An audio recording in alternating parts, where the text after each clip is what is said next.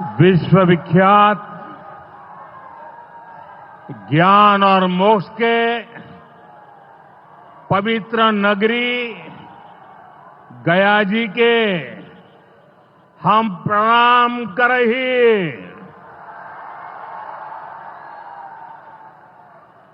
विष्णुपद मंदिर के ई गौरवशाली भूमि पर अपने सबके अभिनंदन करत ही बिहार के राज्यपाल आरिफ मोहम्मद खान जी, यहां के लोकप्रिय मुख्यमंत्री नीतीश कुमार जी, केंद्रीय मंत्रिमंडल के मेरे सहयोगी जीतन राम मांझी जी, राजीव रंजन सिंह, चिराग पासवान जी, रामनाथ ठाकुर जी, नित्यानंद राय जी, सतीश चंद्र दुबे जी, राजभूषण चौधरी जी, डिप्टी सीएम सम्राट चौधरी जी, विजय कुमार सिन्हा जी, बिहार सरकार के मंत्रीगण, संसद में मेरे साथी उपेंद्र कुशवाहा जी, अन्य सांसदगण और बिहार के मेरे प्यारे भाइयों और बहनों, गया जी की ये धरती अध्यात्म और शांति की धरती है। ये भगवान बुद्ध को बोध कराने वाली पावन भूमि है। गया जी की आध्यात्मिक और सांस्कृतिक विरासत बहुत प्राचीन है, बहुत समृद्ध है। यहां के लोगों की इच्छा थी कि इस नगरी को गया नहीं, गया जी कहा जाए। मैं इस निर्णय के लिए बिहार सरकार का अभिनंदन करता हूं। मुझे खुशी है कि गया जी के तेज विकास के लिए बिहार की डबल इंजन सरकार लगातार काम कर रही है। भाइयों बहनों, आज भी गया जी की पावन भूमि से एक ही दिन में 12,000 करोड़ रुपए की परियोजनाओं का लोकार्पण या शिलान्यास हुआ है। इनमें ऊर्जा, स्वास्थ्य और शहरी विकास के जुड़े कई बड़े प्रोजेक्ट्स हैं। इनसे बिहार के उद्योगों को ताकत मिलेगी और युवाओं के लिए रोजगार के नए अवसर भी बनेंगे। मैं इन परियोजनाओं के लिए बिहार के लोगों को बधाई देता हूं। बिहार में बेहतर स्वास्थ्य सुविधाओं के लिए आज यहां हॉस्पिटल और रिसर्च सेंटर का उद्घाटन भी हुआ है। अब बिहार के लोगों को कैंसर के इलाज के लिए एक और सुविधा मिल गई है। साथियों, गरीब के जीवन से मुश्किलें दूर करना, महिलाओं के जीवन को आसान बनाना मुझे जनता जनार्दन का सेवक बनकर यही काम करने में सबसे ज्यादा खुशहाली होती है। जैसे गरीब को पक्का घर देना, साथियों, मेरा एक बड़ा संकल्प है। जब तक हर जरूरतमंद को पक्का घर नहीं मिल जाता, मोदी चैन से नहीं बैठेगा।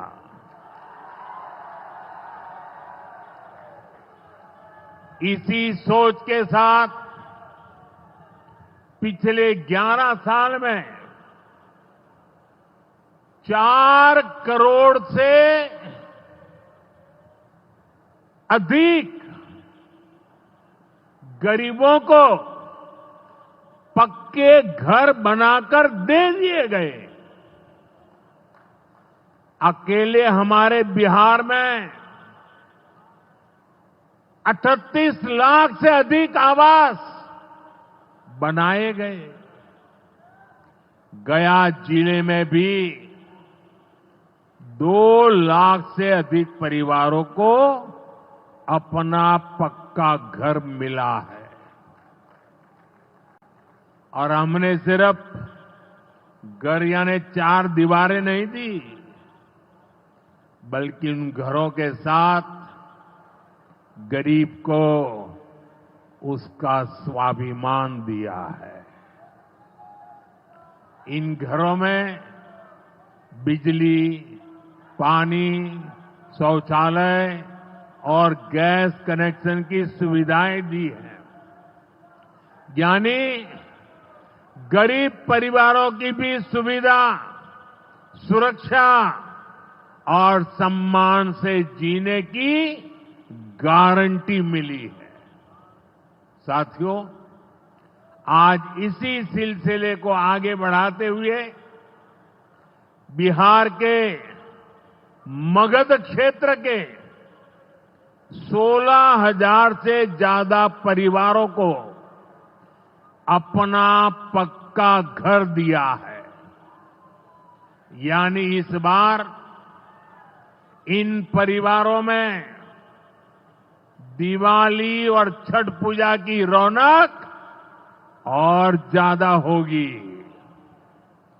मैं अपना घर पाने वाले सभी लाभार्थी परिवारों को बहुत बहुत बधाई देता हूं।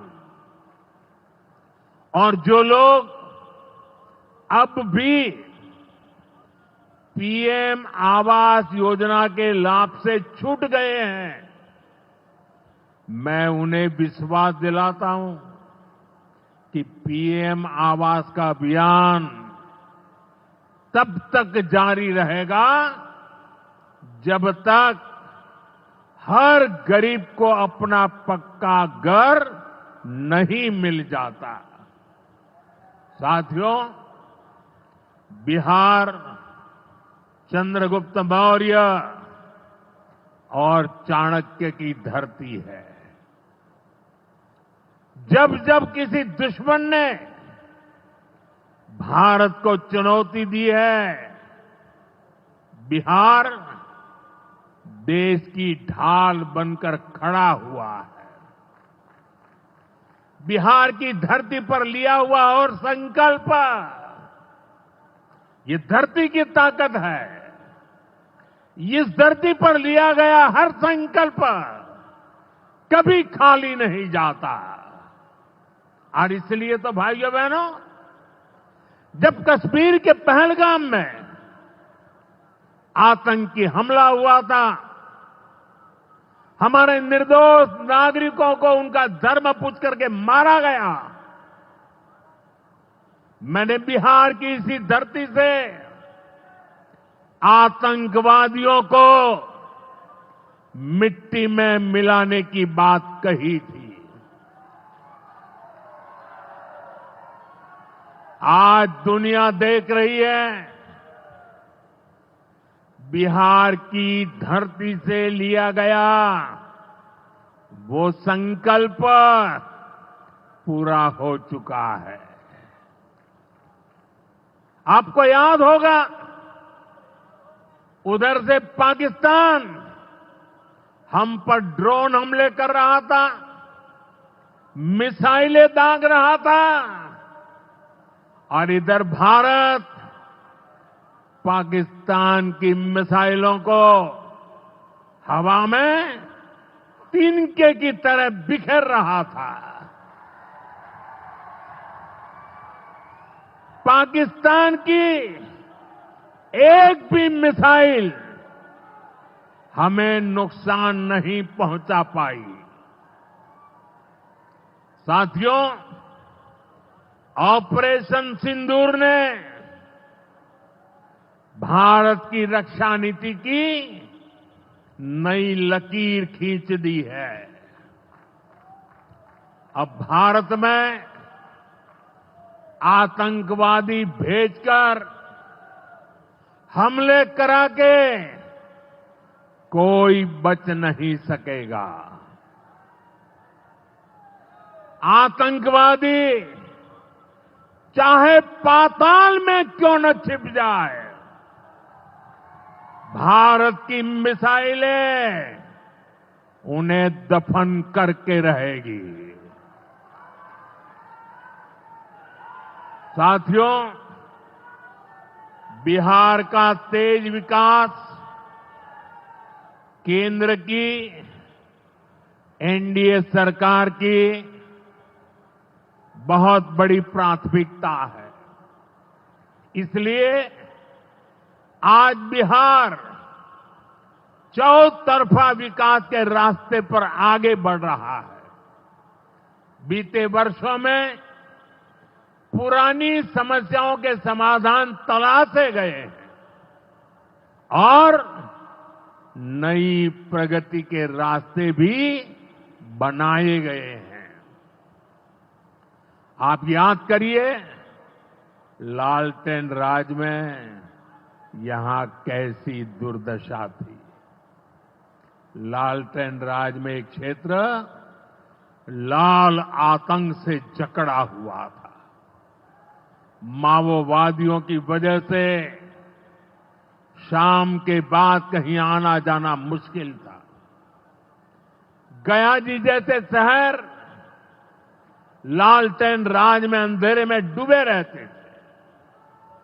हजारों गांव ऐसे थे जहां बिजली के खंभे तक नहीं पहुंचे थे। लालटेन वालों ने पूरे बिहार के भविष्य को अंधेरे में धकेल दिया था। न शिक्षा थी, न रोजगार था। बिहार की कितनी पीढ़ियों को इन लोगों ने बिहार से पलायन के लिए मजबूर कर दिया था। साथियों, बिहार के लोगों को आरजेडी और उनके साथी सिर्फ अपना वोट बैंक मानते हैं। उन्हें गरीब के सुख दुख, गरीब के मान सम्मान से कोई मतलब नहीं है। आपको याद होगा, कांग्रेस के एक मुख्यमंत्री ने मंच से कह दिया था कि अपने राज्य में बिहार के लोगों को घुसने नहीं देंगे। बिहार के लोगों से कांग्रेस की इतनी नफरत, बिहार के लोगों के प्रति इतनी घृणा, और कोई भूल नहीं सकता। कांग्रेस का बिहार के लोगों के प्रति त्याग, जो दुर्व्यवहार देखने के बाद भी यहां आरजेडी वाले गहरी नींद में सोए पड़े थे। भाइयों बहनों, बिहार की एनडीए सरकार कांग्रेस और इंडी गठबंधन वालों के इस नफरती अभियान का जवाब दे रही है। बिहार के बेटे बेटी को यहीं पर रोजगार मिले, सम्मान की जिंदगी मिले, मां बाप की वो देखभाल कर सके, इसी सोच के साथ हम काम कर रहे हैं। अब बिहार में बड़े बड़े प्रोजेक्ट बन रहे हैं। गया जी जिले के डोभी में बिहार का सबसे बड़ा इंडस्ट्रियल एरिया तैयार हो रहा है। गया जी में एक टेक्नोलॉजी सेंटर की स्थापना भी की जा रही है। आज ही यहां बक्सर थर्मल प्लांट का, पावर प्लांट का शुभारंभ भी हुआ है। कुछ ही महीने पहले मैंने औरंगाबाद में भी Navinagar super thermal power project की आधारशिला रखी थी। भागलपुर के पीरपैंती में भी नया थर्मल पावर प्लांट बनेगा। इस पावर प्लांट से बिहार में बिजली की आपूर्ति बढ़ेगी। और आप सब जानते हैं, जब बिजली उत्पादन बढ़ता है तो क्या होता है? घरों में बिजली की सप्लाई बढ़ती है और उद्योगों को भी ज्यादा से ज्यादा बिजली मिलती है और इससे भी रोजगार के नए मौके बनते हैं। साथियों, बिहार के युवाओं को पक्की सरकारी नौकरी देने के लिए नीतीश जी ने बड़ा अभियान चलाया हुआ है। ये नीतीश जी हैं, तभी यहां शिक्षकों की भर्ती भी पूरी पारदर्शिता से हुई। साथियों, यहां के नौजवानों को ज्यादा से ज्यादा संख्या में बिहार में ही रोजगार मिले, उन्हें नौकरी के लिए पलायन न करना पड़े, इसमें केंद्र सरकार की एक नई योजना से भी बहुत बड़ी मदद मिलने वाली है। अभी पिछले सप्ताह इस 15 अगस्त से ही देश भर में प्रधानमंत्री विकसित भारत रोजगार योजना लागू हुई है।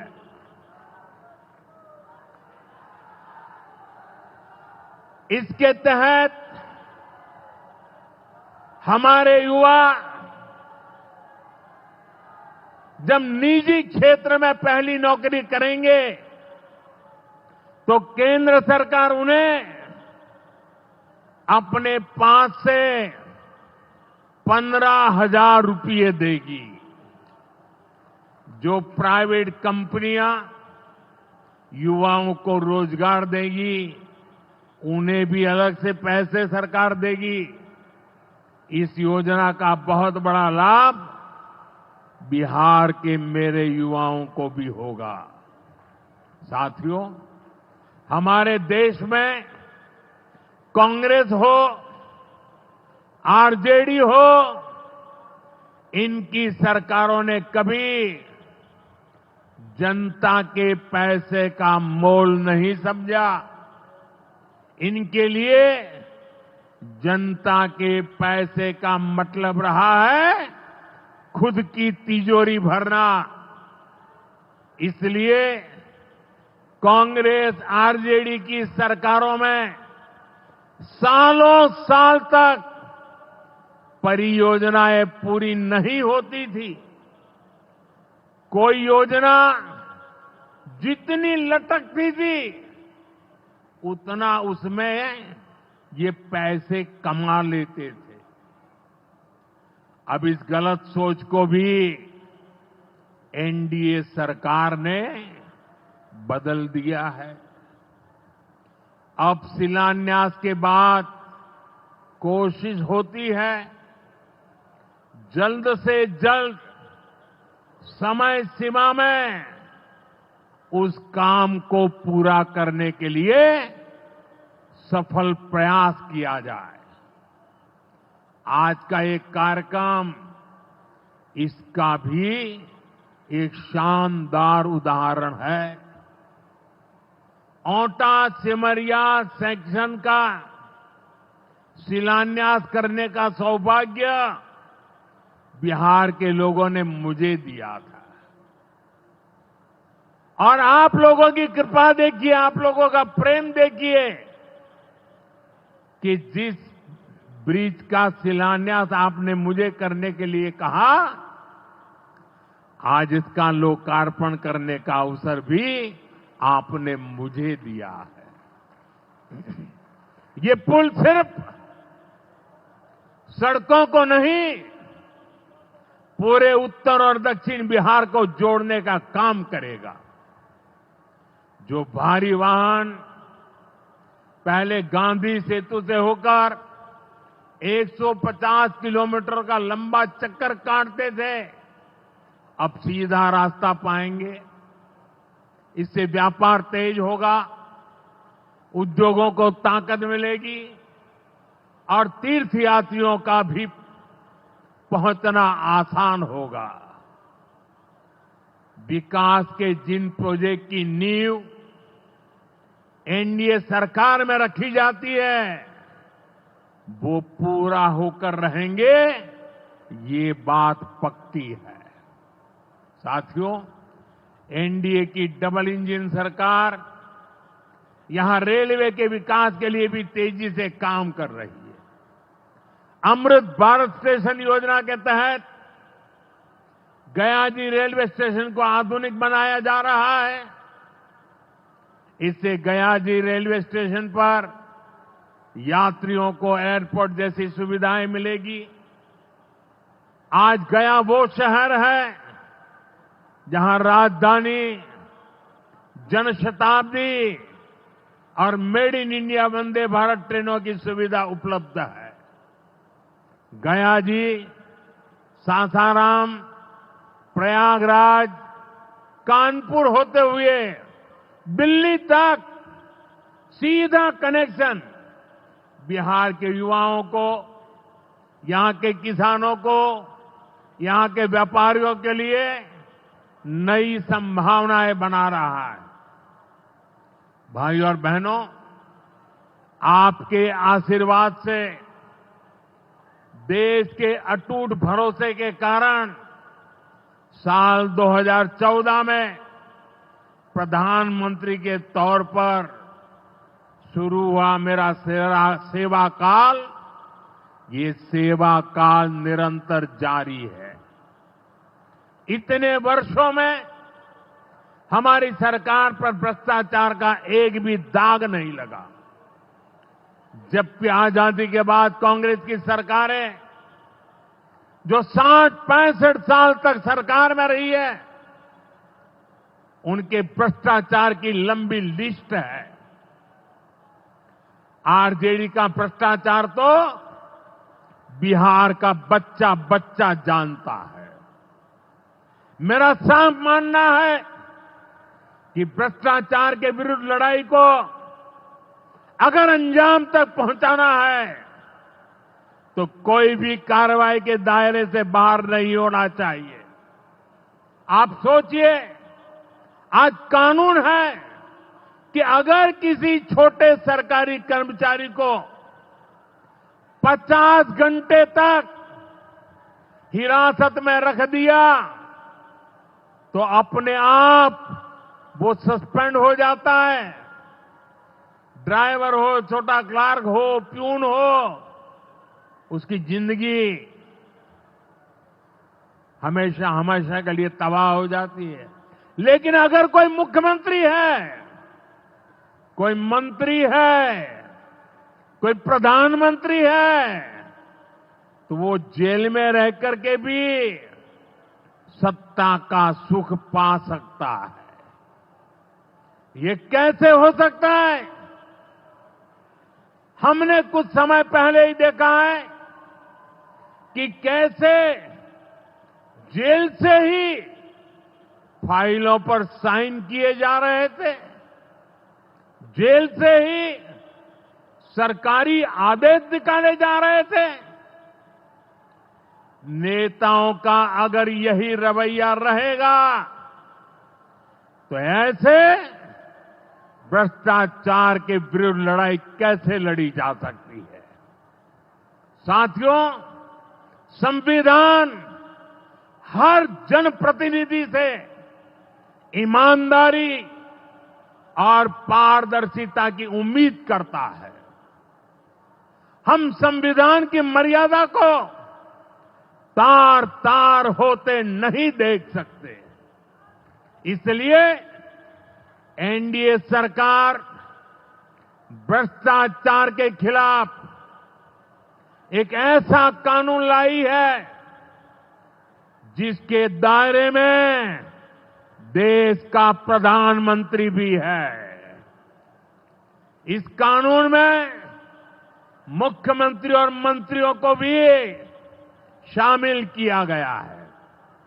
जब ये कानून बन जाएगा तो प्रधानमंत्री हो या मुख्यमंत्री या फिर कोई भी मंत्री, उसे गिरफ्तारी के 30 दिन के अंदर जमानत लेनी होगी और अगर जमानत नहीं मिली तो 31वें दिन उसे कुर्सी छोड़नी पड़ेगी।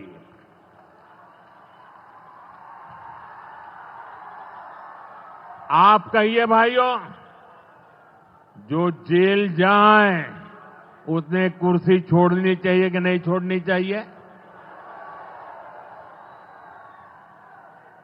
क्या वो कुर्सी पर बैठे रह सकता है क्या? क्या वो सरकारी फाइलों पे साइन कर सकता है क्या? क्या जेल में से कोई सरकार चला सकता है क्या? और इसलिए ऐसा सख्त कानून बनाने की तरफ हम आगे बढ़ रहे हैं। लेकिन साथियों, ये आरजेडी वाले, ये कांग्रेस वाले, ये लेफ्ट वाले इस कानून का विरोध कर रहे हैं। ये बहुत गुस्से में है और कौन नहीं जानता उनको किस बात का डर है। जिसने पाप किया होता है वो अपने पाप को दूसरों से छुपाता है, लेकिन खुद को भीतर से जानता है कि क्या खेल खेला है। इन सब का भी यही हिसाब है। ये आरजेडी और कांग्रेस वाले कोई बेल पर बाहर है, कोई रेल के खेल में अदालत के चक्कर लगा रहा है, और जो जमानत पे बाहर घूम रहे हैं भी आज इस कानून का विरोध कर रहे हैं। इन्हें लगता है कि अगर जेल चले गए तो इनके सारे सपने चकनाचूर हो जाएंगे, और इसलिए सुबह शाम ये लोग मोदी को भांति भांति की गाली दे रहे हैं और इतने बौखलाए हुए हैं कि इस जनहित के कानून का विरोध कर रहे हैं। हमारे राजेंद्र बाबू, बाबा साहब आंबेडकर ने कभी सोचा भी नहीं था, कभी कल्पना भी नहीं की होगी कि सत्ता के भूखे लोग भ्रष्टाचार करेंगे और जेल जाने पर भी कुर्सी से चिपके रहेंगे। लेकिन अब भ्रष्टाचारी जेल भी जाएगा और उसकी कुर्सी भी जाएगी। भारत को भ्रष्टाचार से मुक्त होने का संकल्प देश के कोटि कोटि लोगों का है। ये संकल्प सिद्ध होकर रहेगा। साथियों, मैंने लाल किले से एक और खतरे की बात की है, और ये खतरा बिहार पर भी है, देश में घुसपैठियों की बढ़ती संख्या चिंता का विषय है। बिहार के सीमावर्ती जिलों में तेजी से डेमोग्राफी बदल रही है। इसलिए एनडीए सरकार ने तय किया है कि देश का भविष्य घुसपैठियों को नहीं तय करने देंगे। घुसपैठियों को बिहार के युवाओं के रोजगार नहीं छीनने देंगे। जिन सुविधाओं पर भारतीय लोगों का अधिकार है, उस पर घुसपैठियों को डाका नहीं डालने देंगे। इस खतरे से निपटने के लिए मैंने डेमोग्राफी मिशन शुरू करने की बात कही है। बहुत जल्द ये मिशन अपना काम शुरू करेगा। हम हर घुसपैठियों को देश से बाहर करके ही रहेंगे। आप मुझे बताइए, एक घुसपैठियों को निकालना चाहिए कि नहीं निकालना चाहिए?